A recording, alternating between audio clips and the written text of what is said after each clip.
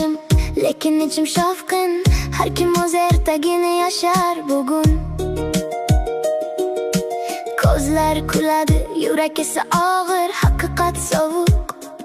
Orzular esa yo'q qolmas bir. Shirin yolg'onmi deydi odamlar, achchiq haqiqatdan qochadi ular. Ertakda hammasi oson chiroyli, real hayot esa sinovli, og'irli. Ertaklar